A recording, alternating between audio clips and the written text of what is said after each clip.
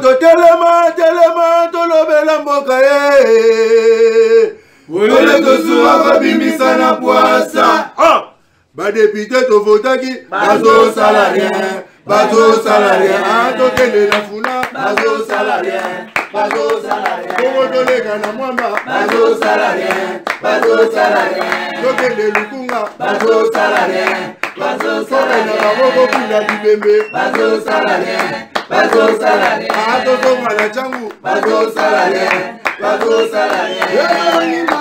Bazo salarien, bazo salarien. Bazo salarien, bazo salarien. Bazo salarien, bazo salarien. Je vous salue tous. Na kombo na Yesu, nzambe na ngazala na bino semaine elamu. Ebande la semaine elamu na bino nyonso lelo. Na lingaki to beta biloko dans l'ensemble, mais na lamuki na tongo na zoya na nzela na moni loko. Tshela biso photo wana. Na moni boy. Tsundi salinga ipasse. Si on a raisonné, muto va foutre à 200 000 francs congolais. Mbongo wana soka zuya zongi na ona ndako ekoma combien? Mbongo wana. A foutre Minerva la bana, a sombeli baban génique ya bana ya basi, a sombi, a kotika nango combien à peu près d'après vous. Dans mon asiko, a pesi maman mbongo wenze, il faut pas que nous sommes à saka fufu, il faut pas que nous sommes à demi saki ya masangu, demi saki ya loso et cause à l'andeni. Voilà le réseau dérangé et dérangé ngana tongo ya lelo ebani simeno ebani mabe pour ngai tant na monika to ya dollar boy et ça ngai passe mais ce que oza na cité pour na biso to va na cité ce que pour na bato ba gombe hein gombe sur na centre ville aux ala combien na ba bureau d'échange na banjete Vital Kamerhe aux ali parmi bato to tchela ki motema tango en économie bien que otaki prison mais oui na ministère de l'économie on a pensé que non moi ma kamabele ko changer pour vieux pardon. Donc, si l'élection est si là, tu recommandes un dollar à 30, tu as bino moko. Pose à la gentille, biso toi petit peuple. Bayuma na bino, ba mobobe na bino, bino beaucoup mbela mboka mais boka ni ça rappelle toi dollar net au kende bo. Ils appellent bien te. Même soda, même mutunyo sans excès, on veut vivre na Congo awa, na toi dollar on a évité surtout sur nango. Bon, on a interpellé quand Vital Kamerhe, ba benga ko vitamine. Tia vitamine na dollar, mais so tia vitamine mingi na dollar de comment mabe. Il voit vimba boy, donc il faut l'on a moins vitamine parce que comme ça tout le monde a open la clarté. Très bien. Joseph Kabila Kabange après tant moulaï à mon anaba cadre misusu. Il y a FCCT même famille politique n'a direct PPRDT le week-end passé ba beta kibiloko donc le vendredi passé ba beta kibiloko kuna na kinakati ba solo la ki me batu bele ba zobanga babi kokutana ya Kabila na batune peut-être après c'est un mot d'ordre ya likamunini to ebite to solo ya ngona to na lelo yami balé kingakati il faut pas qu'il nous fouille na kingakati perquisition mo bo weekend kuna siko mutuna lelo na otuna mutuna yami lelo si reyolo masi bakei ko fouiller na kingakati bakuti biloko ya mabe Kabila so batine na makala eza lisumu. Et pourquoi Kabila na ba couloir ebele zolo ba mari Kabila il peut être derrière le Mobondo. Eza mutuna ka tozutuna. Ba élection na biso pourquoi Kabila na batunaye bazoboya kokende. Peut-être toujours seulement parce que comme batté chaque élection en 2006, Mbemba Ndezaki prévu ma président et Kenda Yombo. En 2011, c'était prévu Papa Tshisekedi nous a gagné l'élection. Yombo na bon 2018 on a évité. Si on a 2023 pourquoi bango va boy ko kende ba élection. Parce que banga keno ba foot ba ma souma 2006 na 2011. Voilà bilo tozobeta na tongo na lelo na SPA. Secrétaire permanent adjoint à PPRD, on a besoin de Ferdinand Kambere. Boni. Madame Mundeko Paul. Qui m'est ça? Qui m'est allé? Au moins, l'opposition pèse à peine. Bon, c'est que les PS n'a pas tout parlé car la opposition, mais aujourd'hui, vous sentez que l'opposition peut à peine, à peine à peine. Les gens, c'est bien pour ça relire. Ben, au moins, dit que d'abord, en beauté, pour la balandigno, il y a la télévision à Bisso Oyo. Mais au moins, dit que na réunion oyo mokonzi na biso le rai Joseph Kabila Kabange a sali na ba chef ba parti politique na ba chef ya quelques mouvements affiliés na FCC et sali nete bimisi moi et loko batu babandozela rien que amonana parce qu'il y avait trop, il y a Makelele ou Zangatina. Il est là. Oui, parce que les gens croyaient que tant que Baomona était la télévision qui a salarié réunion, kasi à longwa politique, bon, il est fini, mais au moins avec cette réunion, on a vu que c'est encore un homme debout. Un homme peut-être révolté. Mais on a mis Bengaki à Lubi, Nalingate Benganga opposant, parce que Naza opposate, Naza des résistants. Parce que pour naye biloko et Salamaka na Boma coalition FCC cash, c'était par un coup de force, un coup d'état institutionnel. Il avait prévenu tout le monde. Un coup d'état institutionnel. Bien sûr. Il avait prévenu que Félix député na lolenge wana. C'est la population qui lui a demandera les comptes. Je crois qu'on est là. Donc opposition, pour battre la différence, il y a opposition, na résistance. Opposition, c'est ezande nanzela maponomi obimi minoritaire. Et que majorité, na sens ya maponami, ba okambamboka. Mais o eza lelo, comme majorité factice, il y a union sacrée, et bima qui n'a maponamité. C'est des gens qui se sont déplacés d'une équipe à une autre, alors que Bozaka na championnat moko. Alors que ba licence au besoin qui peut bobeta match, zaka ba licence wana. Et ça fait que la rupture du FCC Cash a fait la rupture de la stabilité politique et à l'institution en Mboka na biso, et ça s'appelle en politique un coup de force ou un coup d'état institutionnel. C'est pourquoi biso tozana na schéma ya opposition te, tozana na schéma ya résistance, parce que kokoti sa déjà dictature na nzela wana nyoso ezolandama. Mutu nyoso ya zone azana liso azotala place bazokende ba komisa biso déjà na dictature, mais place tokende na ba tyrannie sikoyo. Très bien. Donc c'est ça la différence. Donc il s'est exprimé. Il a promis que Yemoko a s'adresser, on est là qui n'a nos staff, mais il faut que à s'adresser à l'opinion nationale. Bayeba, lecture naye na makambo ezani. Joseph Kabila a s'adresser à l'opinion nationale. Mais c'est le droit de tout citoyen. Ah, Kabila. Le droit de tout citoyen. Bon, tant mieux. Très bien. Motuna Sikoyo. Tobandi siko wana qui introduction na PCP batuno so PPRD ba Hollande bisombote na batu IDPS na batu ya Lamuka na batu ya parti ya Bolojwa na batuno so obo Hollande bisomutone ya liboso ndeko na ngai Ferdinand Kambere Joseph Kabila akoloba face à quel peuple pour na yebisa bango nini atika yebisa bango te pendant 18 ans. Bon, à cause ça la lecture oyaye. La situation est ali parce que la kaka bokonzatika ki kasi parce que Belende babandolo bakiazolo bate aomona likambo est-ce qu'aza complice, est-ce que ndenge na landarande koranga ale bolojwa aobi yemoko a fabriqué monstre yo. Il y en a même d'autres journalistes, chacun dit ce qu'il pense, hein? Mais oyaye yemoko il faut batuba ebango. Je crois que c'est important, hein? Et que, entre-temps, Sobatubalandi, c'est eux qui vont juger.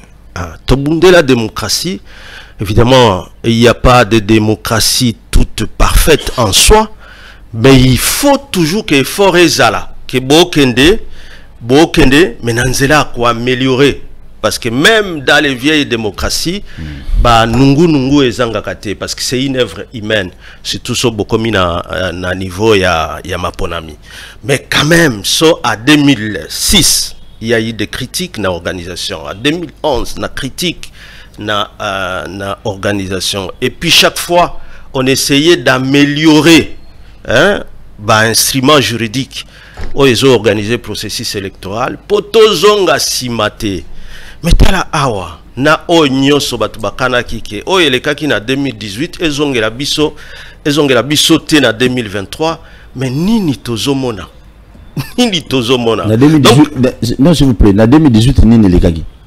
Non, il y a eu des critiques Par bazalaki na opposition. Ezali fondé.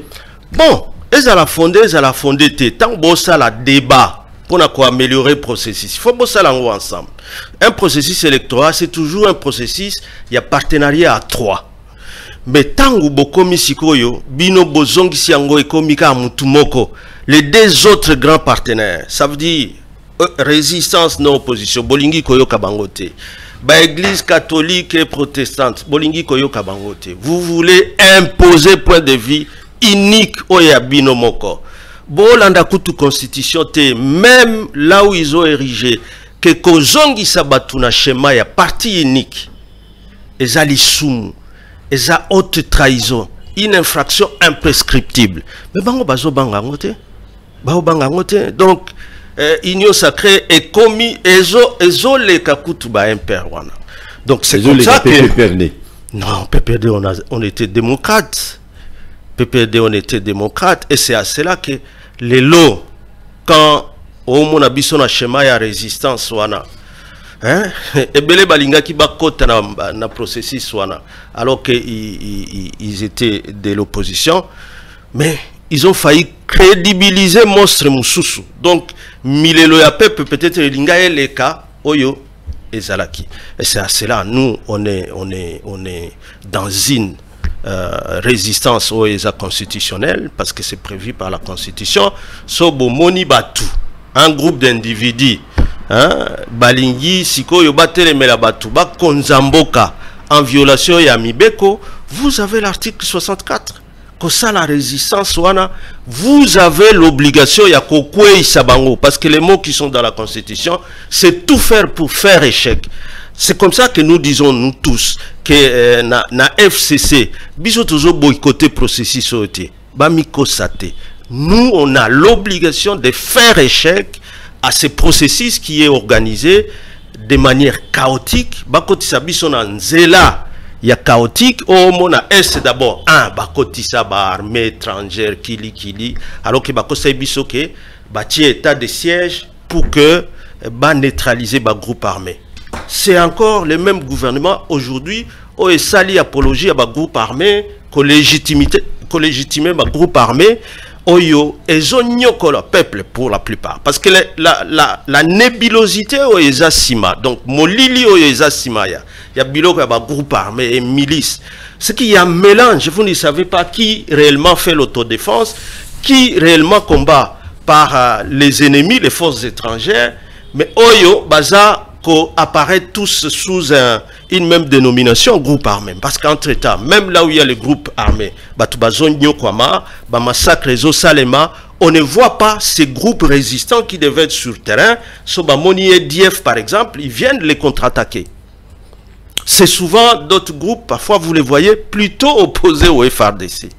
Et ça nous donne un mauvais signe. Alors, lorsqu'on est en face d'un gouvernement qui, maintenant, aujourd'hui, est en train de légitimer tout ça, nous ne savons pas. On affaiblit les FARDC d'un côté, mais on fait ici, Koya Siko, on a armé. Il y a Bamboka Mususu, soi-disant, qui vont neutraliser les M23 et les EDF. Vous avez compris qu'il n'y a rien. Massacre, ils ont continué. Il part d'un processus électoral. Mais bolti qui kaka état de siège, on proroger chaque jour. Mais là où il y a l'état de siège, ça signifie que en réalité, restreindre liberté, expression, il y a liberté, liberté publique. Bon, bango il y a pouvoir, peut-être kuna basali sensibilisation. Siko biso, il y a résistance, biso, il y a opposition. Bako salandeni. Omeka ko salaka meeting boy bakangio. Yo kokota na système ya ndengwana. Très bien. Oui. Merci beaucoup. On a battu tout. Notamment, on a 2, 3, 4 questions. Mais, Lelo, bonjour, la maman, Bokonzi, Lelo, Bokonzi, Amabe, qui dictature, Lelo, Leki Makassi. Mais quand d'autres personnes vont critiquer Joseph Kabila pour dire que non, c'est Joseph Kabila, de Moutasala qui a dit Bokonzi, et qui n'est pas président Félix Tshisekedi, parce qu'il fallait à l'époque, à l'époque, qui est élu président de de la République, mais on a acquis Kabila lelo. Donc le peuple congolais a souffert lelo, bien que le président de la République lelo, Azana Bokonzi, mais le peuple musu ba lo ba balanda ba fayulo ba lo ba kawana kino, c'est Kabila même to occasion qui m'a kamunyo so na donc souffrance à congolais lelo, et ça fait c'est que dit mais c'est Joseph Kabila. Ben est-ce que Bossi Boyoka makambwana na monoko a fayulo? Non, non. Bossi Boyoka, c'est plus un peu celui qui essaie d'en parler, c'est l'ancien ministre Adolphe. Mais na monoko a fayulo Boyoka. Ok. Allo Bandengue aux Zoloba. Non, mais Fayoulou disait que c'est lui qui avait gagné les élections. Bon, mais le dire. Et aller se présenter dans la cour constitutionnelle, au Salina au recours, au Kekuna, juge Sambisi a proclamé Moutoumousous. On dit mi-pe, verdict ya cour. Hein? Et puis prestation à serment et salemi. Passation du pouvoir au sommet. Et salemi. Hein? Na pete nyoso. Na bosembo nyoso. Pourquoi il faut voir Kabila dans tout ça? Hein? Même aux communautés internationales, l'ambassade nyoso qui soutenait Félix, tous ceux qui ont soutenu le processus, il y a Genève. Au Bakende signé accord, n'a pas accord moussous tozo et batté. Parce que maintenant nyoso en dehors il y a Fayoul. Basangana na union sacrée sous. Ceux qui étaient à Genève, ils sont dans l'union sacrée. Tant aussi Oyo ezalai cash ba changer ango que non longoa na coalition politique au bozana ango na Kabila FCC cash wana zongela ndeli kambona yo ya Genève ndeto yo nyo kwama wana komi sous Kabila salini Kabila te non Kabila te Sarkozy ya azalaki awa il s'est adressé à l'opinion nationale, à notre opinion nationale et internationale. Ah plutôt Macron, Emmanuel Macron. Et il a dit quoi par rapport à cette élection de Félix? Batubalanda Kate. Rappelez Bango. Que ce Zalaki Bango, donc qui soutenait, parce que c'est eux qui soutenaient Félix. Même Kagame, non, plutôt Fayoulou. Même les Kagame là, vous savez que Azalaki a même temps président à l'Union africaine à l'époque. Donc lui-même s'opposait que Seniba proclamait Moutoumsou Souté. Alors, mais tous ces gens-là, comment d'un coup, hein? Comment d'un coup, comment il y a Félix Mbalamoko? S'il n'y avait que Kabila qui avait décidé du sort de ces élections-là ou du résultat. Mais pourquoi tous ces gens-là, communauté internationale, africaine, Batunyoso, Église catholique, protestante, tout ce qui était la Mouka en fait, et tout ce qui ont soutenu la Mouka, pourquoi bango nyoso bakomaka batu ya Félix? Oh, Kabila tikela pe moninga konza pe yope aussi au sali 18 tikela yepe a konza. Pourquoi d'un coup komaki ndenge wana? C'est Kabila qui a demandé ça? Non, je crois qu'il faut plutôt koluka que chaque fois que nous passons à un processus à l'autre, mais que de plus en plus volonté à peuple de se manifester. Et c'est ce qu'on a cru que il y a 2023 oyo to zala isusu na biloko oyo tango ya ko proclamer ba élection et benda makambo ebelete. Hein? Tout le monde s'était au moins rassuré que les premiers oyo andimi parce que ça pembila il pouvait dire non nangosala lokola ba ninga ngape na rolongwate ou bien bon na tiaki Shadari comme dauphin en tout cas ce bondimi était bondimate n'a imposé mais il ne l'a pas fait. Il ne l'a pas fait. Ouais. Très bien. Mais Babi, à Seda, na volonté politique, mais à Seda, na pression un peu plus congolais. Mais qu'est-ce qu'il y a bisio? Donc, pression. Soit les alaki que pression, soit les alaki que oh il y a peuple congolais, soit il y a communauté internationale. Na batunyo so bazalaki sima ya Fayoulou. Je n'ai vu aucune marche dans ce pays. Tozala na capitale awa tant que proclamé. Je crois que ça c'est toujours un débat rétrograde. Tant que c'est un débat où il talibitsoté, aussi tous les cas, même Fayoulou a évolué. Hein? Awa tozo lukande to sauver Congo, to sauver Congo nandenge nini. C'est ça qui est important. Toko libérer Congo nandenge nini na place où est commis parce que batunyo so bakana kite ke tant baolo bake non rupture FCC cash batika Félix a konzaye moko asala ndenge alingi siko asali ba coalition mais coalition wana il y a union sacrée, il y a un accord politique. Maintenant, il a pris le goût d'être dictateur. C'est les gens qui l'ont fabriqué comme dictateur, les lois. Et nous, on est dans la résistance pour que ça... C'est un kabiliste. Non, tout ce qui était dans la Mouka. Parce que quand ils sont en train de la dealer, il dit, je fais l'union sacrée, mais je n'ai pas besoin d'accord avec qui que ce soit. Et les gens se jettent dans ses bras. Alors, bon, cautionner que dictature, ils ont un Mouka. Très bien. Celui Kabila, les lois, lobby à loba. D'ici là, à Koloba, à cause de la face à peuple congolais, celui na Kinshasa, bino au boulet, à Koloba, na Kweni. Mais partout. À Koloba. Forme oya kopona po aloba. C'est toujours pas la chango parce que bino forme oya kopona po aloba. Est-ce que vous avez un meeting populaire? Est-ce que vous avez l'adresse par rapport par conférence de presse? Est-ce que vous avez l'adresse? L'important il faut aloba. A aloba nini yemoko aza secret na. Ah. Parce que Barimé les a déjà chango. Wabi s'intéresse au ruine. Bon, de toutes les façons, pour battre, naogi battu mususu babi bala pour ça peut pas mon aïboya live.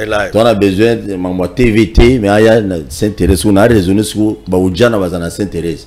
China rambozoya. Eh, wandiza mubulwa. Bon, en tout cas bisonyo so tozela qui a loba. Mais on peut soucier nous qui na à meeting moi plein air. Ah, mais azam toi peuple, ba tu peut-être ba koye ba jour wana que azapem toi peuple. Ah. Bon. Donc tozela Kabila lelo a quoi muta peuple. Azala ki mutani. Kabila muta côté démocratie. Aujourd'hui batunyoso ba pesaka leçon, il y a démocratie, leçon, il y a état de droit. Nenge mboka ekabwani to komolo zongela makambo ya tribalisme. Nenge mboka ekabwani okomo mona batu baolo bana kombo ya batu bazokamba. Mais dans quoi? Dans des images macabres. Oba pas avec comment on dit, des armes blanches. Mais ils se disent, Borossa la biso et l'autre côté, biso tozo représenté. Est-ce que Biloko wana to bando kango? Est-ce que le peuple a besoin de ça? Le peuple a besoin qu'un gouvernement est en place et satisfaire nos aspirations sous le plan sécuritaire, sous le plan social, sous le plan il y a économie, sous le plan il y a emploi. Il faut tout bandomatisaka débat politique na niveau wana. Niveau ya ba programme, ba action, ba nini. Et non niveau ya ba tribute quand même. Niveau ba tribute. Niveau ba tribute c'est un niveau très bas. Il y a sali débat ya ba tribu. Bongo sigo ba o salango. Ba komo kanga ba mususu un député qui lui dénonce parce que le tribalisme c'est un vice na démocratie. C'est pas pour rien que même dans la loi des partis politiques, on demande que les partis aient un niveau national. Et que composer partis aient un batunios. Mais pourquoi lorsque il faut maintenant que avantage on dirait non, il y en a qui se réclament seulement du président parce qu'au nom de la tribu. Ça ne peut pas marcher. Ça fait reculer. Et pourquoi maintenant ceux qui dénoncent, ce sont ceux qui entrent en prison? Alors que déjà, tant qu'il y a article 6 de la Constitution à Bisson, tous les partis politiques, ont une obligation, il y a qu'à promouvoir la cohésion nationale. Il y a qu'à promouvoir l'unité nationale. Et que ça, sali angote. Au commence à biloko, oyo, ils ont tendance à que son esprit y a un parti unique. Oyo, ils ont contredire yo, il faut déjà à côté prison. À ce moment-là, même l'article, même loi pour ta statut à opposition, tu ne respectes pas, parce que infraction à pamba comme outrage au chef de l'État. Même la haine tribale, en réalité, à 2023, on ne pouvait plus parler de ça si nous avions des présidents, les chefs d'État, quand ils arrivent, ils ont une vision, ils ont un programme et à co-exécuter en faveur de la nation. En faveur de la nation. Donc, on a dit que non, ils ont un programme aux Japonais intérêt à la nation. Ils sont déjà vision exacte. Le programme est difficile, ils ont accès à la vision. Donc, comme ici, il se réveille, et c'est tantôt ceci, on inaugure cela, on fait ceci, et ça ne colle pas. Comment ça a Babissia? Babissia. Faut Babissia, ça, voilà. Et qui ici bateau, et salini. Et si ici, Bitumbana Est. L'isola est toujours là. Na kota na l'isola est mais ko bossa na babisi. Est-ce photo bis? Babisi salini. Te ba tchele biso photo bis. On est à saupoudrage kaka. Donc baba qui n'a mis sur moi poudre mon. L'autre commune zina bis et en plus Mercedes. Il y a Kinshasa. Il y a Harris. Aza pena cargo et avion. Oh il y a kana bilo kwa Koliat. Oh on a est-ce qu'un montage à babisi on a Mercedes et ça biso ba congolais. Bon, il y a gouvernement. Ezalaya étranger ou bien congolais, c'est un investisseur privé. Oh ya ye na mboka. Ah donc il y a montage à babisi on est investisseur privé. Mais bien sûr. Ah OK. Na ibagité. Même à Tayo Fongoli, donc aujourd'hui, même à Tayo Fongoli, usine peut-être à Bouissou, comme on a gouvernement, Bakatiriba. Et bon, Zamabe. Est-ce que nous avons oublié Zamabe? Tu crois que pour ces commerçants-là, est-ce qu'il y a ce pays-là qui était? Ce pays-là. Mais c'est quoi, et continue de commis action à gouvernement. Tu dois différencier. T'es obéti bilo comme obéti en bien t'es bon expliquer bah tu vas autant bien pour moi on comprendre des que naza contre Mercedes non bah que naza contre Harris bah tuni ngana tuni boy donc photo on les a besate Dav merci mutuna ongana tuni yo répondre nga bientôt ke na ngana ndingo ke na PPD kinga 4 bimi boy ke boy OK na musika na tuni boy. Action au Salima qui j'ai quoi le week-end passé, si je ne me trompe pas, c'est un peu Zamboga qui n'est inauguré, n'a habité ceux qui inauguré Moniamote. Ah, vous allez gentil. Kabila Sala Biloko te, Ndekona Kamere. Kabila Biloko Salamote. Fabricant en RDC. Mais Harris Ngana est bien. Il me suivait dans mon cabinet, j'étais ministre du Travail. C'est un investisseur étranger à Osala, Biloko Naye Namboka. Ce sont les actions du gouvernement. Ah, donc si vous ne comprenez ce que donc Harris ça mais Azamboka banda kala Azamboka Aosalisa nandenge investisseur nyoso surtout dans le secteur social notamment les transport secteur à transport abeti biloko naye il faut que beti la maboko bon le chef de l'état lokola ye azana tanyoso yepe akende kuna bon olingina sana lui il a tout le temps mais kuna na STP ba ozela ye. Très bien. Bon, vous comprenez, il a avis naïe à lobby, ils sont normal, dans la société, on est à privé, mais le gouvernement pour nous accompagner par privé, mais quand même, moi j'encourage ça, félicitations à la continuation sur s'impliquer qui pour ne plus soutenir Bango. Mais là, on peut aussi les aider, douane en boka na biso za la colo ko les kaba douane ba pays non sur Afrique, bo aider. Omoni Harris a bénéficié naïe, mais douane c'est quoi ya ba congolais ya ba biloko miki ba na ngwe belé na ba poto na Belgique na Canada na Ottawa na Québec. Ah, je vous salue vous tous. Voilà na babi na ba restaurant ya Ottawa na Québec batala biso mingi. Vraiment je vous salue. Botina ba kombo to manope sa bino mbote na numéro na WhatsApp. Donc bande ko na biso diaspora ba lila rapé douane pe kita. Douane et kita. Douane pe na douane ya mboka na biso kita. Parce que zali kolo mboka on mambo sala on dit bon. Na habité mais douane pe kita ko sala. Et vous avez vraiment une bonne chose pour que non bande ko baza ko na ba me un peu comme ce biloko ou ta de part et d'autre. Même ndeko mo ba no bisanga lobi abi ba préservatif muso bosela na Congo za la mabe bon pona bato basala yango na tuni na bi comment ça abi no préservatif ya poto eza mukeza makasi mais oya ao donc ba ko gipe ko ya ba ko ya ko même ba biloko on a ko investir dans c'est une bonne chose. Ce sont des petites choses comme les papiers mouchoirs ne sont importés, pourquoi pas les fabriquer aussi en RDC. Très bien. Les solo à mobonde zo beta maman mingi ozo kango petit ozo mona pe ba vidéo na ba réseaux sociaux bon koyoka heureusement que olobi na ba vidéo obi na ba vidéo na ba réseaux sociaux ozo ka solo beta toyoka tango nungu ezali bato bazo loba na cité un peu partout na ba réseaux sociaux mais ko jemi na réseaux sociaux te po bilon sur réseaux sociaux monsieur pe vrai il semblerait que Joseph Kabila on dirait des parrains na bango ne ba lukande nini ya ko déséquilibrer pouvoir il y a les lots to éviter ils a solo tu as le coup ça là vraiment gentil encore vous êtes kinga kati peut-être au moment mi balé mi satu na kata kinga kati on va expliquer parce qu'il y a un problème bon heureusement que oloba il semblerait wana bon so penza boso penza mutwalandi ba il semblerait kozalande te ba il semblerait que perquisition ko salema na kingakati ainsi de suite. Mais banda qui en violation il y a loi portant statut à ba ancien chef de l'État. Ba botolaye ba militaire kuna. C'est la police qui est là. C'est une garde, comment on appelle ça, ba service à gardiennage à Tiakuna. Ba baza spécialité na kokenge la zamba. C'est tout ça la zamba. Kokenge là, les gardes. Comme les gardes des parcs, quoi, les gardes de ferme. Mais Bazan Minduki. Naobi, Bangonde Bazakuna. Okay. Hein? Là où il y a la police, il y a des armes. Okay. Hein? Bangonde Bazakuna.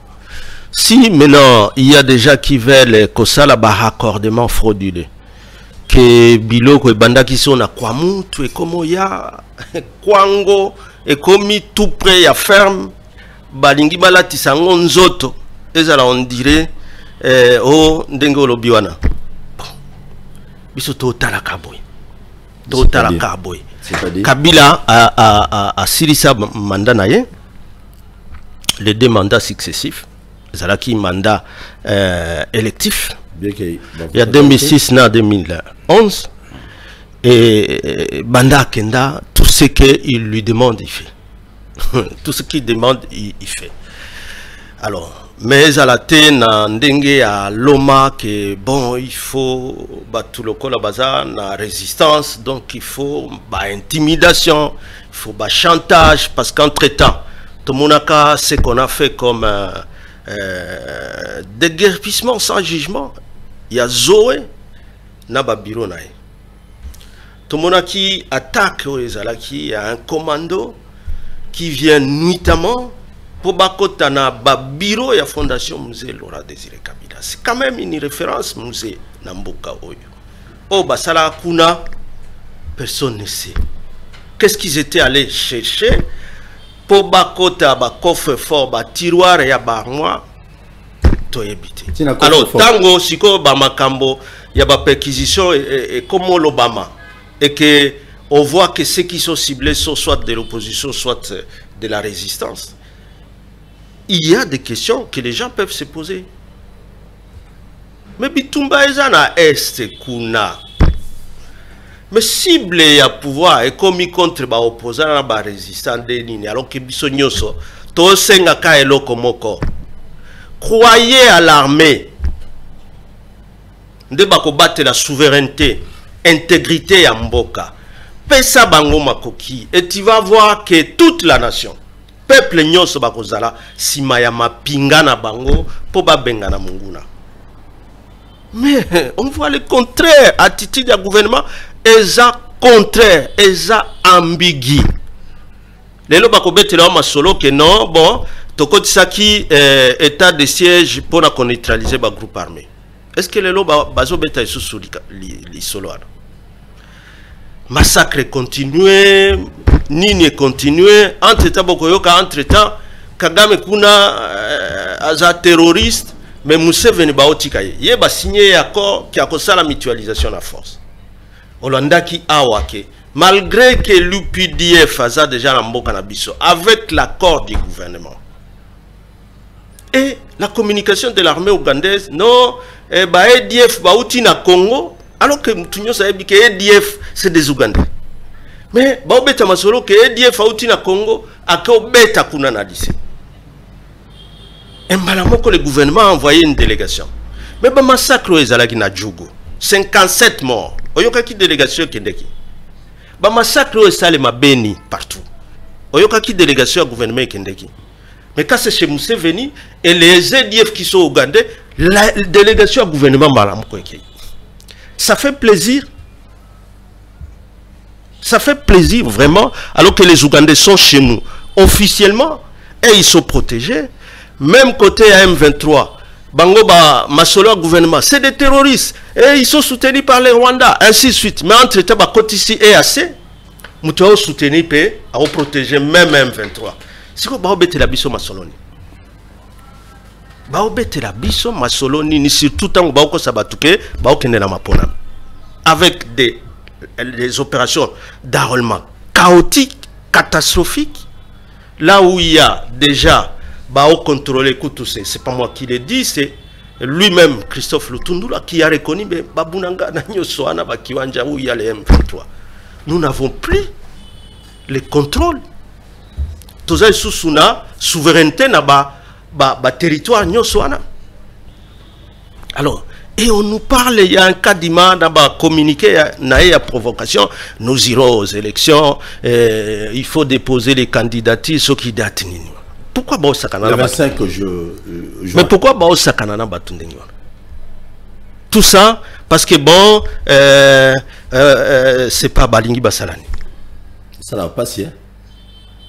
Ça obine au salaki on a 2006, on a 2011, vous voyez aujourd'hui. Yo monaki ke zalaki ndengwana.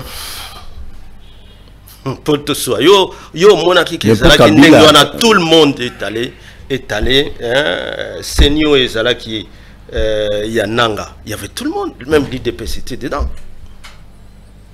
La dernière contestation il machine, mais pas de tous les processus. Parce qu'il fallait sensibilisation sur l'utilisation de machine et rassurer tout le monde. À l'époque où on a la CENI organisé chaque fois des cadres de concertation, membres à opposition, membres il y a majorité et société civile. Mais les Kadima, il n'a jamais organisé un cadre de concertation. Comme on a opposition, Bafayoul ou Résistant, il y a FCC, Bafandi, Awa, Seigneur OPC Communication. En aucune fois. Mais il continue à vous parler des élections. De quelles élections? Très bien. Donc, ma kinga 4 nous sommes le Kouta. Oyani, par rapport. Il y a perquisition, on a Mobondo Nyonso, et le Kouta. Donc, ma Kinois, tout le Congolais va retenir que non, Kabila pour rien, à pareil à Mobondo. Paul, Kabila ko sa biloko saltending manandeni. Et les gens, les vidéos yo lobaki wana. Si ce sont les mêmes vidéos yo et monanaka. Mais c'est des gens qui se présentent plutôt na kombo ya bato bazo kambamboka. Ce n'est pas na kombo ya Kabila. Si ozana vidéo moko ya un groupe parce que ngana lobaka toujours, c'est plus facile pour na bato yo tout ba foyer de tension exact créé partout. Tel ba massacré Kotoyo, tel ba massacré Kotoyo. Il y a côté à ouest c'est facile koyeba nani atinda kinani. Parce qu'ils sont en train de faire des déclarations. Que biso awa to tinda mina bakonzi toza protège. Et ils agissent, ils ont des machettes. C'est différent de ce qui se passe à l'est là où on identifie les EDF mais jamais au Koyokata que EDF a ça la déclaration en train de s'appuyer sur une famille politique. Jamais EDF massacre et ça nous fait tourner les ménages pour faire croire, pour faire comprendre Nabatu surtout dans le régime Oyoke. Boye na Ouganda pona nini lorsque ce sont les EDF qui sont des Ougandais qui sont chez nous et en train de massacrer. Et vous ramenez l'armée ougandaise. Est-ce que les massacres ici? Maintenant, et comme oh non, ils sont allés massacrer chez nous en Ouganda. Bon, pour pas ça la nini. Donc pour pas l'ongwali sous-souté. C'est ça que les gens peuvent chercher à comprendre. Parce que c'est des questions qu'on se pose. Et surtout que les gouvernements, c'est vite, ils sont là pour des missions, c'est pas moi de compassion, ou bien il y a 5 excuses. Comme si Bangope, ils sont à se justifier, Naba EDF. Hein? Ils sont à se justifier même par rapport à ça. Alors que c'est l'Ouganda qui devait se justifier. Très bien. Ndeko Felina Kambere. Ah, il n'y a pas si. Dans 100 ans politique, surtout quand on a social pour nous faire la téléphone. Aujourd'hui, dollar est à 24,10. Si Kabila revenait au pouvoir, si Joseph Kabila revenait au pouvoir comme président de la République, dollar, attendez les deux ans à 24,10. Est-ce que Kabila a ça là dans les 100 saisons à la nef? Bien qu'il y ait tiré l'éruption on a 16. Mais tous la Paul, à Kolobaye mon côté. Parce que c'est une situation anormale. Hein? Tant que le salaire est mataki na niveau ana. Bon, les Araïs n'ont pouvoir d'achat quand même. Aux aucun des ans, pour somba un certain nombre. Il y a biloko. Mais les mêmes montants, à Tabobaki, si sont 10 000 sur chacun, 10 000 francs ou 20 000. Alors que si est d'évaluer, mais entre tes d'évaluer, mais na zando sikoyo, talatalo ya biloko. Et Mathilde sous. Donc même ce que pouvaient acheter, la quantité de biens et services que pouvaient acheter les $100 de l'époque, et que ça là, et que sont sous bilo qu'on a dit. Mais c'est ça la réalité. Et c'est dommage. Hein? Et c'est dommage. Nous on l'a dit clairement, tant que tout le monde a qui remaniement et à l'okuto basalaki. Le dernier remaniement. 15 ans bilo ko ya est. Ata changement moko peuple à comme on a voté. Social, économie et le comme côté. Mais en tout cas bon, toko kende ma ponami. Mais ma ponami wana bondima qui arbitrage à la net. Arbitre à la net. Sénit. Et puis justice. Total à ceux qui vous aurez le même courage pour réclamer les élections. Hein? Ils auront le même courage pour réclamer que Bato Bazo Nyokwama Bakopé sa voix Bango. Tu es sûr? Pourquoi pas? Ah bon? Donc si quoi comment Moko Antombolo na nyon sozo sala lelo na mboko. Ata obino bana résistance. Kasi ba fête ya makasi makasi. So ils ba anniversaire wana penza donc des fois mais en tout cas c'est les jours de l'anniversaire ou la veille oh ba okata batumi tout. Et il n'y a aucune délégation parce que tout le monde doit être à la fête. Mais au Ouganda, quand c'est les ZDF qui tirent en Ouganda, alors que ce sont les Ougandais qui sont à Beni là-bas, et à Nituri, là, le gouvernement envoie la délégation très rapidement en Ouganda. Ça, ils savent faire. Donc là où il y a les soucis des populations congolaises, Baza Kunate. Mais ils croient qu'en organisant un processus électoral, Bango Anande Bakope sa Bango voix. On est normal. Piste de solutions pour mon bon là. Mon bon doigt les a entretenus dans Bango parce que so balingi est là, parce que c'est déjà qu'il faut des vidéos qui disent moi c'est tel et puis bayambaka ba mususu na ba bureau, donc ils sont connus. Ils sont en train de s'identifier par rapport à une famille politique.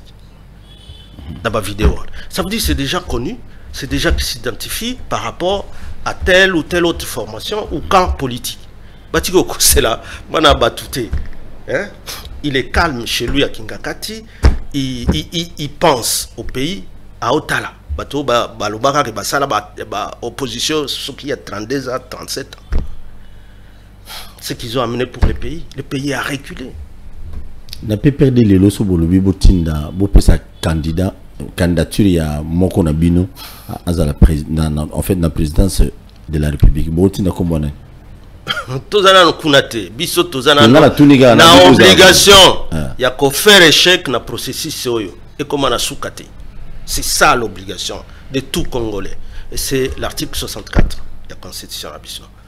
So to faire d'abord échec ya eloko wana de tokolega susu na processus oyo isa malamu pour les Congolais. Les gens croient que les élections c'est un truc du régime. Ce n'est pas quelque chose du régime, c'est un processus pour le peuple. Parce que c'est le peuple qui doit s'exprimer. Et il doit s'exprimer le plus librement possible dans un environnement démocratique. Oyo, on permettra à tous les candidats, Oyo Balingi, Obamoni, baza discours, baza programme, baza vision qu'on présente dans le peuple, Baloba. Non, il est d'où? Il est de l'Équateur. Non, il est de nous. On est à Bilogo très très au rabais. Très bien. Il faut automatiser un niveau débat et la débat vision, débat programme, débat action à mener. Très bien. Comme ça, on sait évaluer qui a si faire pour les Congolais quoi, qui n'a pas si faire quoi. Très bien, je comprends maintenant aujourd'hui, en 2023, tu as Kabila, Kabila, on va comprendre qu'il va s'aller à Congolais Mingi, mais en 2006, en 2011. Paul, très bien. Merci. Ma conclusion, au moins, on avait une vision. On a besoin de processer électoralement, et ça allait bien. Mais en 2006, parce que Kabila a continué expérience et la démocratie et continue à Kabila. Il est donc jaloux que Toko Zonga Simati. Donc, même s'il y avait quelques...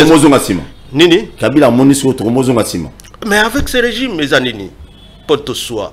Moi, j'ai condamné cette initiative de Genève. Binoba Congolais, Bo Kende Namboka Bapaya, Bo Sangana, pour la démocratie qui doit être chez vous. C'était Alain Dos. Alain Dos, peut-être les gens, c'était Alain Dos, peut-être les gens ne le connaissent pas. C'était le patron de PNI d'ici et numéro 2 de la Monisco pendant des années dans ce pays. Oh. Et c'est lui qui a dit organiser l'opposition, base au candidat unique. Mais derrière ça, il y avait quoi? Parce que tout le temps, il fallait passer au Rwanda. Et tous ces prétendants à l'époque, on sait comment, par exemple, et pas Nabisona Est, Kuna, des élections Zalaki, c'est des groupes armés qui étaient tous d'un côté du cas qui revenaient de Genève. Oyo bisoba oyo ya PPRD sole qui na t-shirt ya Shadari na côté ba groupe armé ba katio mutu. Il n'y avait pas la sérénité non plus. On à l'époque, pas aujourd'hui. Mais c'est ce que je t'explique. Qu'en réalité, l'article 5 de la Constitution qui parle des suffrages universels, directs, secrets, et ainsi de suite, biloko wana poezala et senga kakeba assurance nyoso il y a paix, il y a sécurité pour na mutu nyoso au voter na liberté ezala. Et tout ça n'était pas garanti à l'époque. Mais au moins la volonté que tu as amélioré pour le processus au fur et à mesure, il faut tout luka. Merci beaucoup. Ouais. Merci beaucoup Ndeko Ferdinand Kambereto qui m'a malé biloko zoé beli a robeta o mais na beta on a ba réserve. Oyo kelanga mawa. Te au moins comme vous avez ma prison dans ma kalasika. Siko mutuna na tuna siko ya uja. Bongo Mike Mkeba uta prison te. Kasi azonga. Te ya umela kama muke. Ah kasi bazongi ça été. Donc c'est pas une garantie non plus. Merci. Ouais. Unité à la police ya Ojana. Tu vois que unité wana na dernière minute na fait un mandat na bino. Unité à la police ya Ojana ezali. Kabila formera bango pona nini? Ba affectera bango na ba camp propriété parce qu'aujourd'hui semblerait bazana fikine de bazo vanda na basi na bana bango. Moi-même je suis passé une fois là-bas na moni bango la kino vérifier ezabongo. Il est là une unité bino bo format qui peut-être pour na côté mais la population en 2018 ce sont eux aujourd'hui ne bazonyo ko la population les lots na surtout na Kinshasa n'en parlons même pas. Na fond la téléphone dans quelques minutes on va vous dire que non na Kimbanse que na Mokali unité on a il faut tout d'abord pourquoi il y a Ojana ça là gentil tout fond la téléphone ba tout moment na wakala bana besoin de tout na mituno. Donc so ba former eza police eza unité eza na police te ici ba tuni Kabila former bon na likanisi nini parce que ba agissement ya ba Ojana na terrain eza ba agissement on dirait ya ba commando ba mesana ba lance roquette na tellement lance roquette izata Monica Mutu aboulé net mutu comme lance roquette. Ça veut dire il y a peut-être défaillance à commandement ou ezawana. Donc tout ce que Kabila a laissé eza la armée eza la police eza Mutu ya commandant suprême.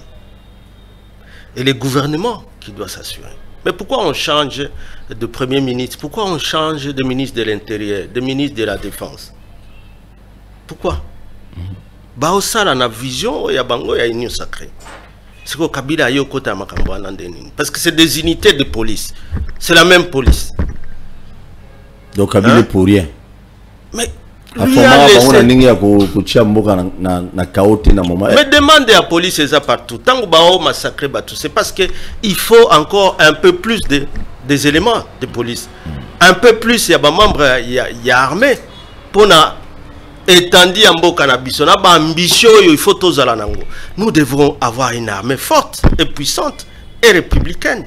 Nous devons avoir une police spécialisée, une police nationale compétente. Si comme makasi wana donc baoze la Kabila yende alo babon ujana salaboye police salabo. Si comme remise reprise ou passation de pouvoir au sommet là qui prend.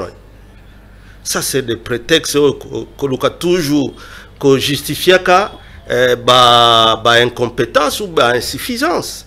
Très bien. Voilà. Merci Tofumoli téléphone à Bissot. Mais avant cela cette semaine, vous voyez cette dame qui s'appelle Meggy Kalinga Arabakombo Belair. Donc, ils ont escroqué un ami, plus ou moins 11 000 $. Elle est là, la dame. Bazasiko Lamboujimaï, Bino Bato Aéroport Anjil, Sobo Monier, Bobenka numéro Nabiso Malamoko. Elle est là, la dame est là. Donc, Monio Bazar réseau 7 filles. Bazara Boy, Bazasiko Bato Mbongo, sérieusement.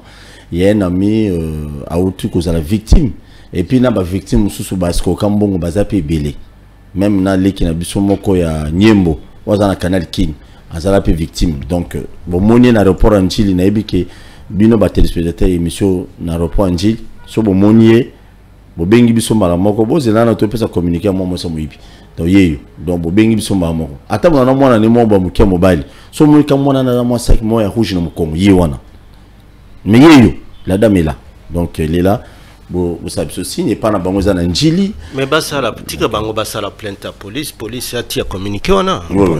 Très bien te fongoli téléphone à biso bobenga mwana mboka SPA Ferdinand Kambere auto kanga mikolele ke umeli au stade ya combien de mois bimi ba une année il faut ça une année déjà donc comme on peut pas libanda mais to pese tous les bologotiers mbota ba bologotiers ba Mike Mukeba et les autres bango nyoso en tout cas vous avez les autres temps ba mususu ça bien te pese bino mbote surtout na batu mususu bwana pena ba mbeto hôpitaux vous obela to pese bino mbote bolier ka etenza macha bino loboko obengi lo ba muke pour tenir bande comme ça va contribuer. Allô bonjour qui t'a volume. Allô bonjour. Oui obengi biso api comme on a. Allô bonjour. Oui na bengi na commune Ngaliema. Comme on a ni papa. Na commune nga Monsieur Christian. Tozoka. Na lingi na loba na Monsieur Ferdinand Kambere o azana mopanzi na yo de Paul.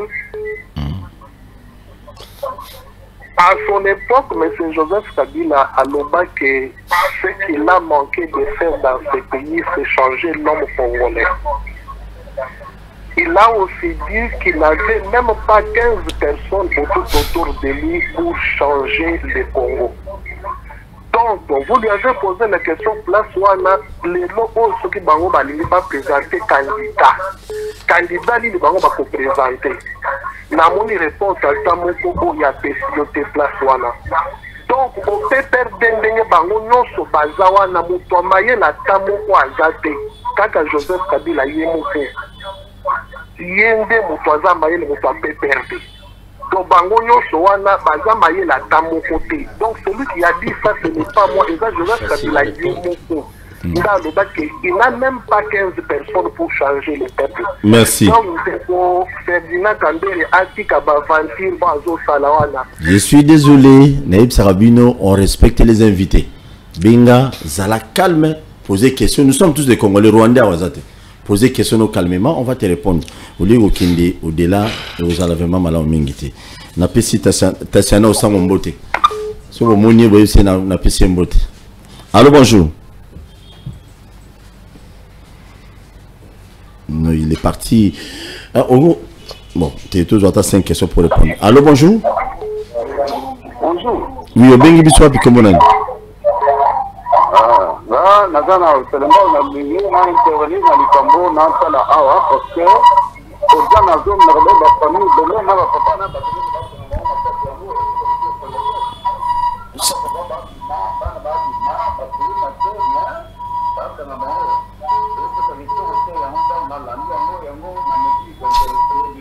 Merci beaucoup, merci. S'il vous plaît, sur le Bengi qui t'a volé à télé, papa Langaï, pour tout gagner temps, bah tu veux dire, Benga, tout ça dans le programme, ce soit pris émission. Allô, bonjour. Allô? Oui, au Bengi, puis comment on a dit? La Benga connu à Kassavoubou. Bruno Kalala. Bruno Kalala, toujours au cas depuis Kassavoubou.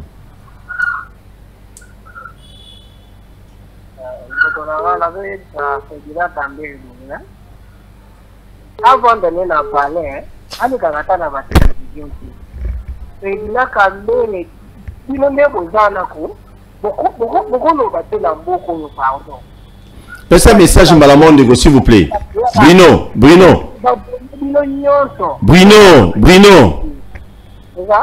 Passez un message, toute la question de la moko, tout qui m'a été battu, monsieur va intervenir, pardon. Pose la question. Bango, bazana leçon moko ya kopesa biso. Bango bazana leçon moko ya kopesa biso. Aza ba imagine politique nanu ndenge bazana. Biloko nazoboya yango yo. Ah, c'est pas bien à otika ko.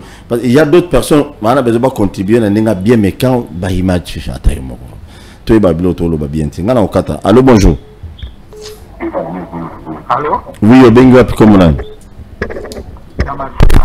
Comme nani? Franck, hein? Toujours au cas Franck. Na lobby à propos ya Papa Vanyana. Oui.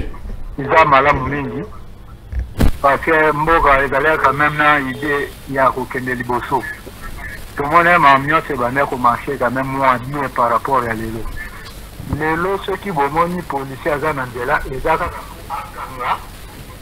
moto de permanent ya kokanga moto formation eza awa ata moto akotelemela bango yake soki oye na cité boye bazokanga mwana asomba lipa na nata Kabila ezalaka yango te kolobaki no Kabila lobaki bato mayele bazate lingo ezangaka olingo ezalaka vraiment te mais bazalaka quand même na expert ki bomoto kokanga mutu na nzela asomba lipa asomba unité moto abili asombi 4 rôles asombi plaque disons asombi autorisation de transport asombi fiche alakisi babiloko ne nyonso mais bakokanga ye sans infraction moto akotelemela yango aza te mais auparavant mpe ezalaka boye te la police ezalaki na nzela boye te na balabala unité nyonso la police eza bato bakogreve badi waozwa solution eza te bilake no tozala na ba merci merci merci merci. Allô, bonjour. Ya bonjour papa. Obengi biso api komonani. Ya na bengi na parti anjeli komonanga Charlie Mbaki. Charlie Mbaki tuzoka. Ya na ngino bana papa Charlie na kambia boy. La police ko tuni wana ujana. A répondre à eux pour ezaki inte ba format qui n'attend na bango. En plus ba ebele bazana matricule. Est-ce que siko ezaki ka ba ba ki ba ça le comme pipo mkonza ko yakuna akutana ba problème akwa ko résoudre on bala makote. Ici ba biso qui déjà nyonso. Aza sincère abaza bana mboka bazonga na vision chef de l'état abongisa mboka soki baza bana mboka solo balingi Congo bazonga na sima vision chef de l'état babongisa est-ce que bebaki babongisa merci ka oza malamu ba continuer ba ko moi soni ya koleka na TV ko ba rebelle pour ma contribution na ngeza kiwana merci beaucoup lelo na kamwa na armée toza ba collabo ba tiki ba collabo na armée est-ce que la police ekoza ba collabo tandis que le service est renseigné en Erzali. Comment va vous avez pour la police? C'est compliqué, compliqué. Allô, bonjour. Oui, allô, bonjour, porte toi. Oui, papa, bien bisou comme on a. Ma bengelo na commune ya télé na lingela participer à une émission dans le Lobomoko. Donc on va qu'il y ait Joseph Kabila, nous ça ça l'aita madete. Et ça fait na makambo ça l'aita ya bien. Oh yo to fait la kinango. Mais tu tournes problème ya dollar. Mais pour Kabila dollar il a qui 241 000 hein? Tu connais ça comme Washington Obaka qui est Félix André ayi azazia Kabila ndio akomi made. Tout kabadilo kwa na poza awa pona Congo ka moko. Congo tozaka omoko vraiment hein papa tokende wapi hein est-ce que dollar ezalaki 241 000 bazomona te hein bato bavivre ndenge nini biso oui mais zala bref ndeko mpo bato mosusu bakota biso toza bacommerçant tozotala par rapport ya commerce na biso tozosala osombi marchandise na totel lero ozokende koteka omoni to ebakisani mbongo oyo sombeli biloko ozokende ugoza a mesure ya kobakisa mbongo mosusu me mbongo wana ozobakisa wuti wapi hein papa na ngai merci tozana mboka ka moko oyo sikoyo bango bazolinga baloba te tosala nini merci beaucoup papa merci très bien allô bonjour allô oui papa obengi wapi comme on a papa Paul Tosso bonjour kitia volume ya télé ndeko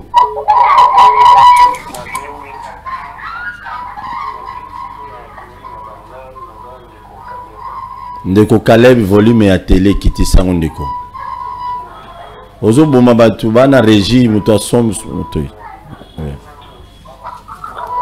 oui na lemina tuna mutu ne pas ndeko Ferdinand Kambe ayebisa biso parce que tola nini ngazoloba na époque oyo azalaki pembeni ndenge aza pembeni na Kabila to bazalaki na pouvoir na bafonction oyo assura na mboka oyo ayebisa biso ata na 2 minutes impact nini ya mosala asalaki ntango asumaki bafonction songolo na mboka oyo.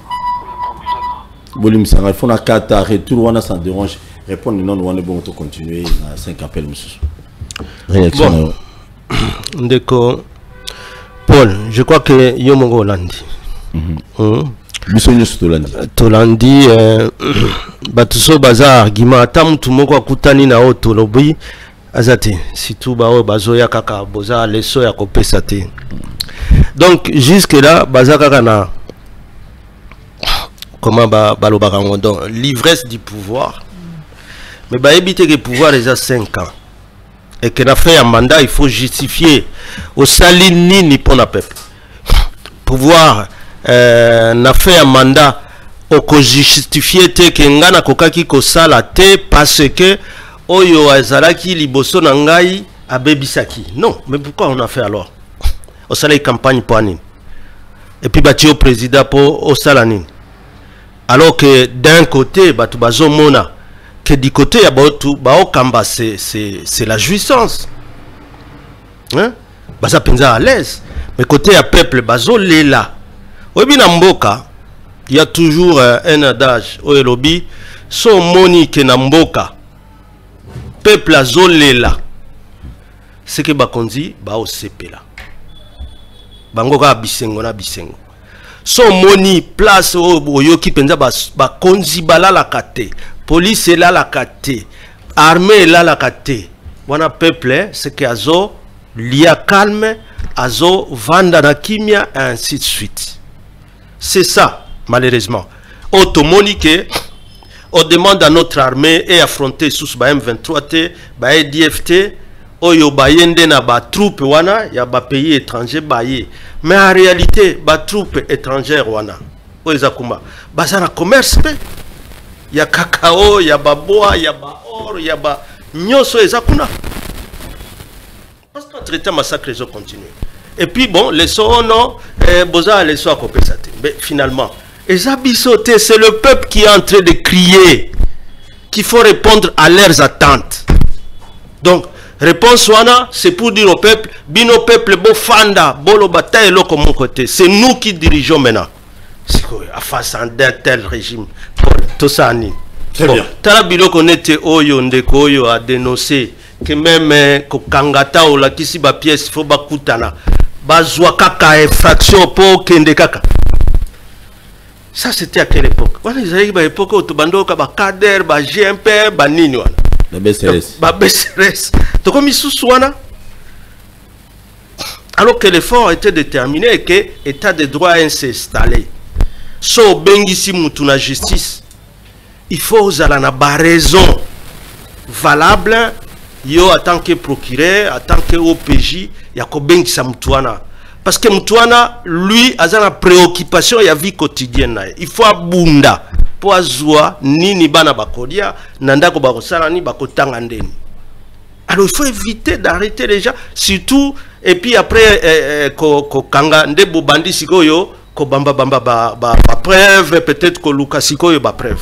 Non, mûrissez vos enquêtes, réunissez les éléments, sauf après vous allez interpeller. Merci. Alors donc, biloko ya police ya ujana wana, c'est l'unité de la police, c'est la police, la police nyoso, oyo kabila si atika, ceux qui doivent justifier, c'est ceux qui gèrent les pays aujourd'hui. Très bien. Combien de Makamosala est bien? Des bons souvenirs dans le ministre à travail. Mais Paul, son awa na vision yanga ou bien na na sala qui na ministère du travail. Jo ano koyebisa. Na koyebisa bango. Très bien. Que par exemple ba grève aux zala qui awa bandana sala arrêté que non bo bando futa ba congolais lokola bino bo matisa peu prix ezala équivalent plus ou moins na ndenge biloko pezo mata. C'est moi dans le secteur du commerce ici. Tout me soutient. Na tambula na makolo na ba commerce wana. À l'époque, tout le monde. À l'époque, en tant que ministre du Travail, Emploi, en tant que ministre Affaires humanitaires, Nazalaki partout. Hein? Oui. C'était le même jour où Kabila Yoki que accident moko et salemi catastrophe tel part. Le lendemain matin, on était là. Lui-même s'est déplacé jusque là. Mais nini le cas est Moi, j'ai été en Ituri, j'ai été au Katanga, j'ai été en Équateur, j'ai été partout, Congo central. Et une fois d'ailleurs, tu as na Lubumbashi, na Katanga à l'époque, na ferme à Nazem Nazembe, avec Célestin Boujou, si je ne me trompe pas, le ministre de l'Intérieur à l'époque. Donc, moi, je n'aime pas parler de moi-même, mais ça, ils ont vraiment côté Kuna, si tout y a une catastrophe, un incident, makasi. Lui-même, les rails s'est déplacé pour arriver sous les lits.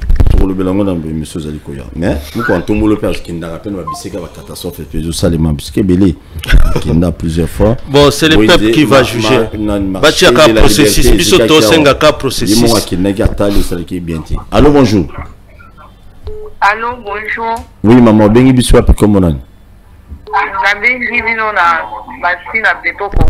Oui, maman. Qui t'a volume à télé, s'il vous plaît, maman. Votre perception, comment on a? Maman Blanchine. Oui, maman Georgine, tout ça. Maman Blanchine. Blondine. Toujours quand maman Blanchine. Beta Biloko.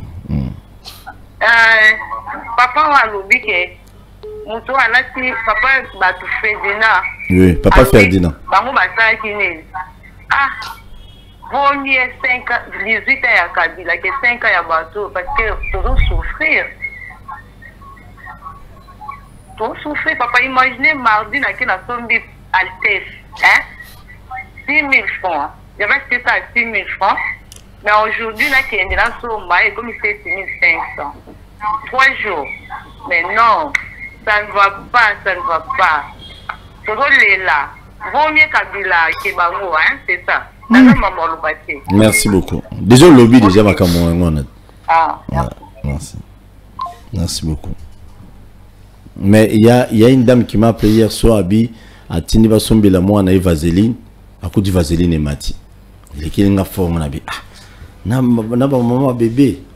Vous réclamez. Mais papier mouchoir et matate. Allô, bonjour. Papier mouchoir et matate.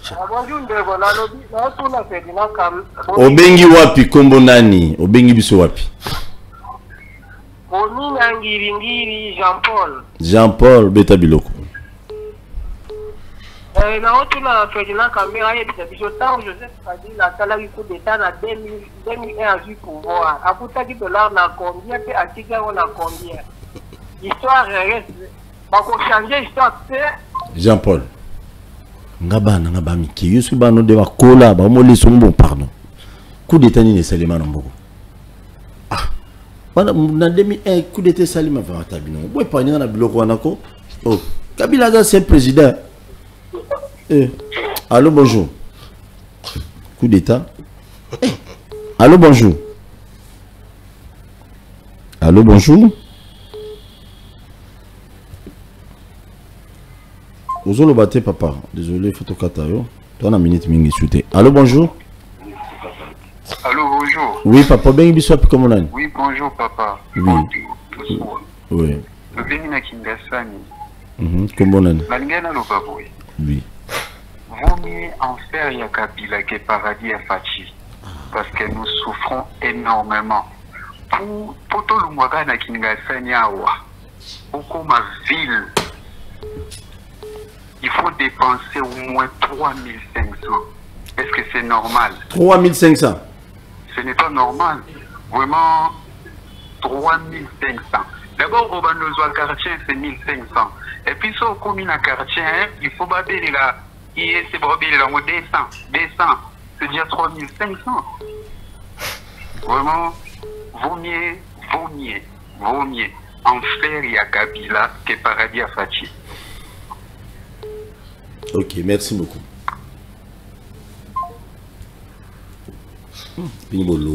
En fait, allô, bonjour. À tout le monde. Allô, bonjour. Ah, bonjour, papa. Au Bengi Biswa, puis comment on a? Oui, toujours au cas où. On est britannique. Ah, mission à Congo, dans le Maka, ceux qui faisaient un coup, ça fait un boulot. Donc, il va être capable de faire un coup, vous dites pas un coup, on se met à coup, c'est quoi? Kabila, alors, on a besoin. Donc, maintenant, ça veut dire que là, mon Kabila, il peut pas, il n'a pas. Avantage de ce qu'on a pu citer, c'est un zone à l'année. Donc, il y a des bâtiments qui ont gouvernement de paracord et de moi la limite. Azonga ya kufa. Azonga utaka kumveza kadi ya kufa. Namba tuli sana na hii. Azonga. Então, eu vou colocar isso de paracord, porque tem que 5 ans. Bon, on va faire des solutions. 5 ans sous. Na bon. Ah, après ça la fait pas. Merci, merci. La carte tu vois. Il faut le bagarre qui est mais surtout pour les terres, bébé n'a besoin de insister, je ne plaisante pas. Pampers, ça part tout le moyen qui t'a. Bon, pour un bateau, ça va ba couche ti na intérieur, kuna loin là on fait fond. Bon ça la peut ba couche qui t'a. Vaseline, bon ça la part tout le moyen vaseline qui t'a. Pardon, vaseline il faut qui t'a. Hématine non, c'est anormal. Ma bébé va au kamakas. Yo bien bien bébé. Allô bonjour. Bonjour. Vous bien bisous puis comment on Papa Charles. Oui papa mais awa babenga ka kitsa volume ya TV. Toi sur la minute mingi te voilà. OK, merci. Kitsa volume. Oui. Ngai Belgique tikingai. Ça veut dire tikingai. Kitsa le volume papa Charles. Alors. Toujours quand maintenant. Oui. Bon, on a la vie boye. Belgique tikingai. Ça veut dire tiki manger le bateau na kabila. Makamutu no mona oyo izali wa. Parce que opposé à solo eza kamere wana zangi opposé eza biso peuple eza ko souffrir na umona wa people yoni wazana mama bien mwana azobela après yo ke ko sala ba fête pour tout mona wapi tout ça des problèmes mais pour ya mutu mais oyo to komi na besoin na ba cadre moyo ne kana victoire za ataka na bonne bazio carte donc la carte il faut y avoir un téléphone et ce téléphone dans la privée ou bien dans la donc on aura tout vu donc ça passe avec le Kabila Zonga merci vous avez tapé PPD vous avez PPD à côté de le Béninois non plus tapé PPD. Allô bonjour. Oui bonjour Paul. Oui au bien bisou puis comment on a na bengi na ipeni kombo la ngande ko Alain toujours kayo no Paul na bibo ya Mathieu Bazoloba Kabila Zonga. Qu'est-ce que Kabila a fait 18 ans dans ce pays comme président? Qu'est-ce qu'il n'a pas fait? On d'accord Zonga on est à rien on ça là-bas bossé ko ça dans la pouvoir. Alain s'il vous plaît. Alain, volume et à télé na okiti sango loba bien papa. Oui. Kitano volume. Na le biboy. Ferdinand Kambere, et ça la passe. Alinga Congo te. Alinga Congo. Le besangisa bisana, le besangisa bisanya so, eza Congo. Nini o basala te pendant du au pouvoir. Bango bakutaka dollar na combien? Batika on a combien? Un moto ça la battu. Bien beaucoup de dollars na batika on a combien? Donc bino bolingi fatia comme un magicien, azia beti calme la moko pas. Ni se changer na mbala moko. Non, tout ça la battu. Tout ça la battu mon frère. To linga mboka oyo Congo. Héritage de tika la bana biso. Et ça ka Congo. Makambo Congo, batu ba bundela ngo eza yo na ngai. Ndenga tolo baboyi. Na bondeko muso ba benga. Yango to bunda pona Congo na bisa nini ekende liboso. Makambo ça massacre en 5 territoires. C'est ce que on dit mener comme on dit magate. Où sont les 1000 écoles par an? Maquette, oh révolution pour la modernité. Le cochité mutusu à kota. Kabila a inauguré quand nini aéroport Anzili. Mais c'est ça mais quand ça ministère de transport. Aéroport moderne n'est qu'un où sont aujourd'hui Bukanga Lonzo? Merci Ezebele. Tika mutusu a bengape. Ndego mutusu a lo ba mamusu yo lobité, pardon, c'est là. Merci. Vous êtes un homme intelligent, M. Kambé, vous êtes un homme intelligent. Mais il faut faire la bonne chose. Merci beaucoup, Ndego. Tika ba Ndego Musuba Kota, pardon. Merci. Boloba Mouké. Yo le bébé ga yo mo bato musuba lo bate. Allô? Kitana volume à TV non déco. Oui, allô? Kiti sa volume à télévision na. Nakiti, allô, bonjour. Beta biloko bengi wapi comme on a. Comme on a dit, merci, na bengi na komi na monga fula. Toujours ka Dieu merci. Tobo ite Kabila sala mabi. Tumdimi mabe o Kabila sala ki. Mais bango tango ba yeba pesa exemple était que Kabila a coûté $1 na boya commission na boya. On peut faire ba longola na boya commission na boya. Non. Yango moni peuple azo senga. Malamu tozo misa diable. Diable atike biso na coupe ma desu na 1200. Nzamba ye a commission na 3500. Yango malamu diable azonga azonga na 3200 francs congolais. Tu vas ko vivre bien. To atike la biso tozo senga coûte merci la président Félix a salué au sala avant de l'absence congolais to boyete mais azo misabiso ata na esika o Kabila tikila kata biso ata na esika ngo ya pasi ya 16000 francs wana ya dollar na 16000 azo misata biso merci. Merci. Vous me tapez perdu. Comment on ça lecture na bien. Sur bien lobby boy. Mais babandolo ba ke batu basila na PPD batondi nde boye. Ah, il va y poser na ozinga na côté. Allô bonjour. Allô. Obengi wapi komo nani? Babengi na machine na ndinga papa Paul Tusua. Beta biloko. Allô papa Paul. Oui. Bate belé bazoloba o Kabila teke so dollar Kabila bomimboka mais papa. Mais bisika Kabila c'est qui est réel. Lorsque vous étiez à l'opposition, on a critiqué Kabila tant bien boyer. Bon c'est la mieux que Kabila. Mais pourquoi vous se lamenter? Vous la contenir.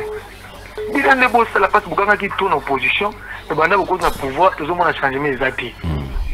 Bon ça les logos toujours souffrir. Transport bis dans la chambre. Il est bien bien papa Paul. Très bien. Transport comme Maraga, tu fouta mon on a fait 2000. Attends Kabila, tu fouta bon côté mon on a fait. Mais l'autre souffrir. Donc IDPS Bati Kabiso Kimia Kabila Azom. Très bien, merci beaucoup Ndeko. Allô, bonjour. Oui, bonjour, Ndeko Paul Mbote. Mbote papa, bien biso ati komona. Oui, et là, de Tozeno, depuis commune Antelaire. Toujours papa Jano. Non, le dit, oui, on va dire, on a dit, le Bakeno, au Kabila. Non, Kabila qui est là. Prenons un exemple. Tiens, photo Kabila, tu vas tout le monde y a les losus. Ouais, Kingaka Tiasika. Va changer chef Moussou. Chef Moussou aïe, par exemple, une école, aïe, d'habitude, mais le Bakeno, des fois, ça va être un meilleur, si on est là qui ce qui est vraiment que nous, Kabila, qui va bâtir que nous, place telle et si ma qui t'a et si ma qui t'a pas changé. Rien ne marche, tout souffrir. Nous connaissons l'autre, il a Pascal. On a dit Pascal est faux banque. On a fait 1000 francs. Pascal est faux banque. On a fait 2000. C'est quoi ça? Tout ça, rien ne marche. Toute l'organisation était ma caméra. Quel est l'enseignement? Dans la gratuité, et l'autre côté. Par contre, le inspecteur, on a dit que c'est pas foutement. Si vous avez dit que non, Kabila avait quitté,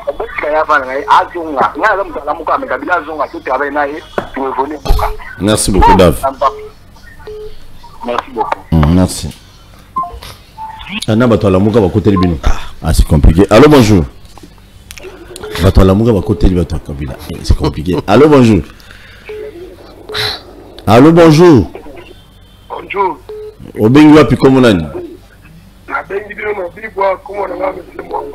Papa Mwamba Beta Biloko. En tout cas, on a regretté Kaka, les membres de l'État de Konangaï. Puis de faire dans la Congo centrale, et puis passe Kaka, et puis mais donc il faut une solution Kabila Zonga Kaka. Moyen tapé. Merci. Et nous Cécile. Merci. Nous avons un problème. Nous Kabila soit Zonga, Bakambeli, non sur ministre. Règlement de compte. Très bien.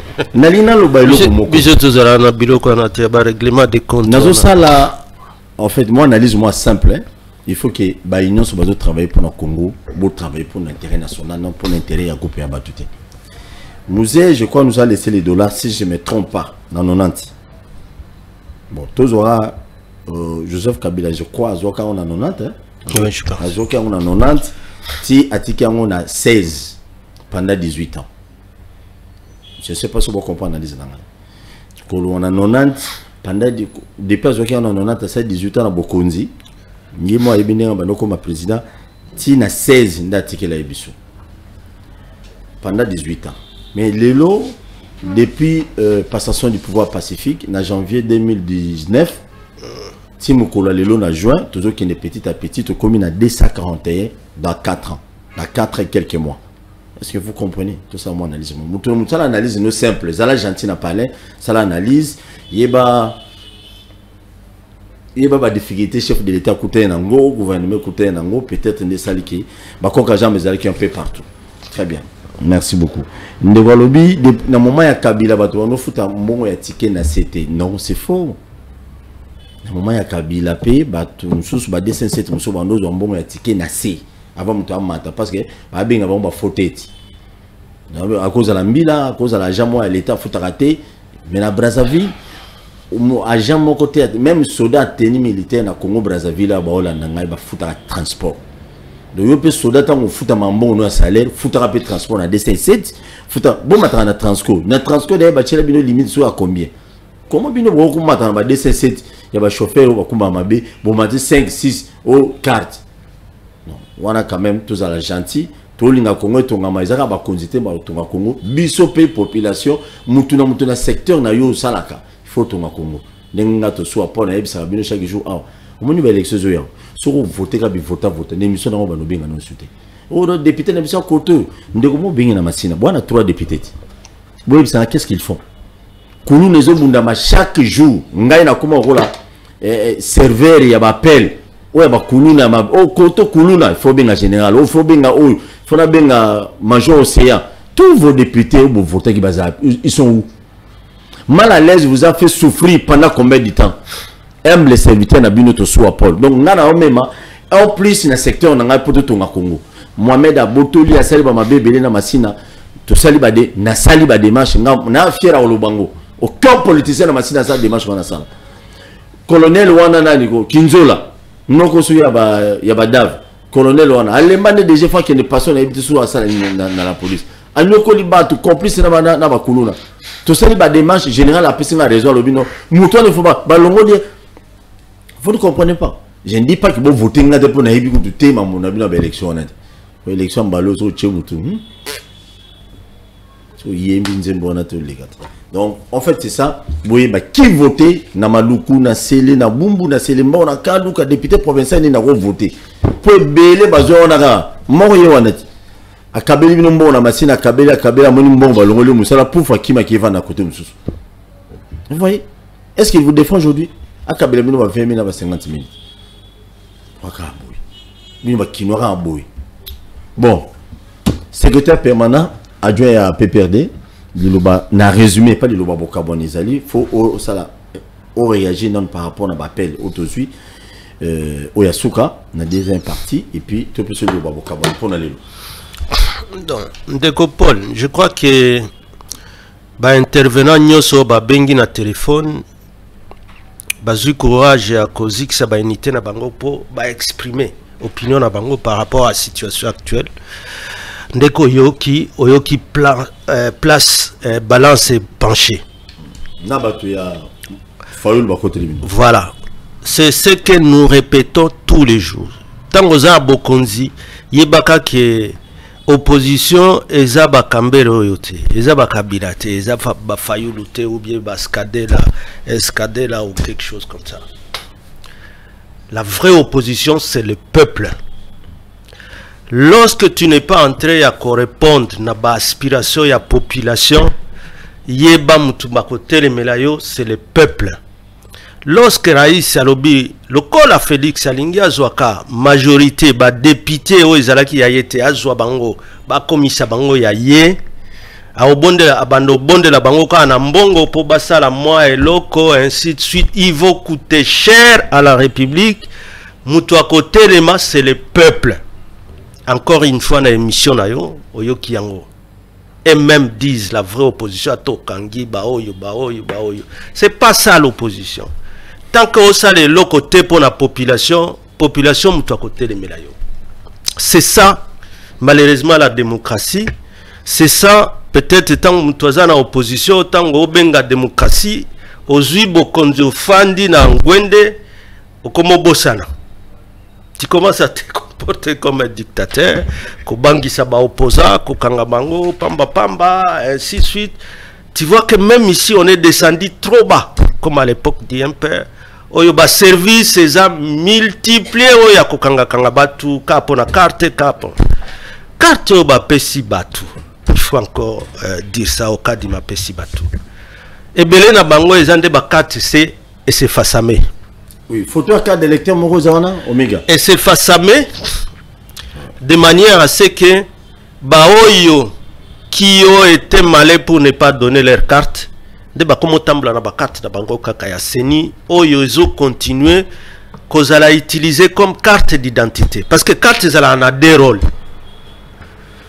Nous biso to benga ki na résistance parce que il faut qu'on fasse échouer processus électoral oyo, sinon nous ne répondons pas à ce que la population ezolo bake ah batoyo to bakisala bango sous 5 ans na mapona miaka di mawe bango moko yoki. Réponse na bango est claire. Nous ne pouvons pas. Pourquoi nous ne pouvons pas? Parce que même Félix Tangwazala qui est en opposition, lui-même disait la même chose. Qu'un peuple mutozo nyokola bino pesa sous mandat. Mais c'est ça la démocratie. Donc batu ya Félix oyo bazoyoka quand évidemment vérité soit ka. Tango bazoyoka tango tozolo bandenge wana ah bakambere wana baza eza bisote. Eza bisote. À dollar, ndenge to calculer yango wana. Wana eza komata ya dollar. Mais pouvoir d'achat, Paul. Au 100 dollars, ezala ki na 2018. 100 dollars là. Si ekoka ki kosomba biloko en article service peut-être 10, lelo 100 dollars. Nato ya lelo e mati. Valeur naie wana o il faut somba biloko wana eza susu yango te parce que les prix entre temps et matipe nazando et mati talabam susu ba ba transport. C'est ça les services. Donc les biens et services oyo les 100 dollars qui pouvaient acheter à chose à 2018 et ça susu yango te. C'est comme aujourd'hui un professeur tango to ezana na ba 16 wana ndengo lobi. Kabila Matisi salaire il y a un professeur na 2000 dollars donc l'équivalent de 2200. Mais entre temps oyo bazo continue ko futa bango parce que on paye en francs. Donc oyo sala qui 2000 et comme il est long et 2200 et comme il est long 1200 et les 1200 là maintenant kende nango na zando biloko oyo 1200 bando sombego sombangote. C'est ça qui est dommage. Et lorsque quelqu'un ne comprend pas ça, alors que Yende Azokonza, il croit qu'il faut se justifier sur l'ancien régime, donc Bazoka Mwatango Bao pesa net image Baoloba. Quel que soit Oyazali, Atazaï diable, même Santo Oyazali, Bisoto préféré diable. En réalité, il devait comprendre que Bazan Anzela Yamabe. Très bien. Parce que tout le monde réclame aujourd'hui le retour, dirait Joseph Kabila Kabange. Sans qu'il y ait l'oba, sans qu'il y ait ça la campagne de quoi que ce soit. Très bien. Tiens, la photo, non. Je vais dire Kabila T'as la photo. Ça la gentil. Ah, voilà. Ça la lecture. Voilà. Parce que tu as tout dans na photo, na combo. A token na banque. Bakopé ça yo. Très bien. Babando ça là. Et monsieur Sili. Et monsieur Sili, c'est vraiment dommage. Émission on est à 16h pour la carte d'électeur, élection, on va aller voter comment? Ou comment les besoins opérateurs, attends les photos, comment yombo. Bon, je ne sais pas. C'est sûr et certain, toi, c'est ni barotan la biso. Je n'ai rien à voir là-dessus, mais photo, il faut interpeller Moutounionso. Donc, tous les gens ont un passeport, mais normalement, il faut avoir une carte d'électeur pour nous voter. Oui, en principe. Passeport ou bien permis que tu utilises le yombo. Maman n'a pas bumbu. Maman moi dans la quand Luka kuna na se. Siko ana baba petit n'a pas du mebele ko za ba carte bunga. Siko ana passeport ah siko. Voilà. Na ba passeport à Tokyo Lukango okozongo. Bona maman pia. Et il faut za la peine à mbongo wana. Il faut za la peine à mbongo wana. Mbongo combien? passeport équitation na 100. Merci beaucoup nous répondre à l'invitation à Bissau. Merci Paul. Comme ça joyeux anniversaire na Kabila. Bien sûr. Bien que comme ça mon cas sur mukolo kutane lisusu au commissaire bien que boira na résistance mukolo bozo so bokonze banité na Congo. Bon courage belé. To bunda kaka ezan de pouvoir ya peuple. Faut batunyo so babandoye ba ke pouvoir ezan ya peuple. On a so confiance na bino mingité. Bao kamba. Mais au monique batunyo so bazongela ke non Kabila il faut azonga. Baza confiance de na oyo batunyo so même Fayulu atika komba abiba ya konza. Même ba église nyos batika komba ke totika Félix akam. Mais lelo Napesi merci na baunion sur besoin qui était en Colanda Tosu à Paul. Je vous dis un grand merci à tout à l'heure 16h. Tout ça sur une émission Moussou. Ce qu'on s'appelle une émission quand on a YouTube na biso vandi Italia ngwata malami balimi satu ozo matière et vous avez une bonne chose. Je salue je dis un grand merci à réalisateur na biso Omega Bazola, sans oublier Dave Tebra et ingénieur Ben Mafouka. Tout prochainement tout à l'heure à 16h. La rediffusion de l'émission c'est à 21h. Merci.